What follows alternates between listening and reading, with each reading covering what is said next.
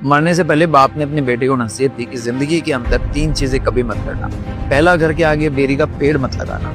कभी किसी औरत को अपने दिल का राज मत बताना। तीसरी, सबसे आखिरी चीज, उसने कहा कि कभी भी किसी पुलिस वाले से यारी दोस्ती मत करना। बेटा इन बातों का राज जानना चाहता था, इसीलिए बाप के गुजर जाने पर सबसे पहली चीज जो उसने की, उसने घर के आगे बेरी का पौधा लगाया।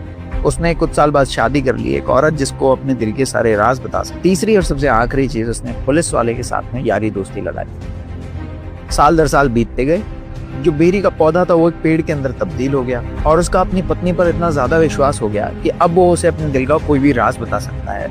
और पुलिस वाले के साथ में उसकी दोस्ती बहुत ज्यादा गहरी हो गई। एक दिन वो कसाई की दुकान पर गया और बकरे का सर कटवा कर एक थैली में डाल के घर ले आया और उसने अपनी पत्नी से कहा, देखो आवेश में आके मैंने किसी का कत्ल कर दिया है, थोड़ी कहा सुनी हो गई थी। इस सर को ले जाकर तुम घर की पेटी में रख दो और किसी को बताना मत कि मुझसे कत्ल हो गया है। पत्नी ने कहा कि ठीक, मैं क्यों किसी को बताऊंगी, मैं तो तुमसे प्यार करती हूँ। और शाम को पत्नी की सहेली घर आई। उसने सहेली पर विश्वास दिखाते हुए कहा कि देखो मैं बहुत ज्यादा टेंशन में हूँ, मेरे बंदे ने किसी का कत्ल कर दिया है। मैं तुम पर विश्वास करके इसलिए बता रही हूँ क्योंकि तुम मेरी बहुत गहरी सहेली हो, मित्र हो मेरी, तो तुम ये बात किसी को मत बताना।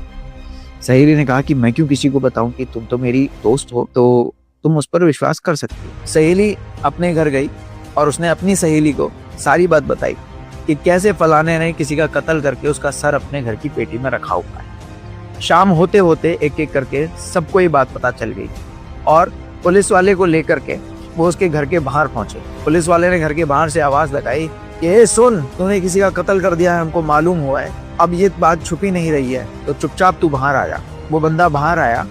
बाहर आते से ही बेरी का पेड़ सामने था और हवा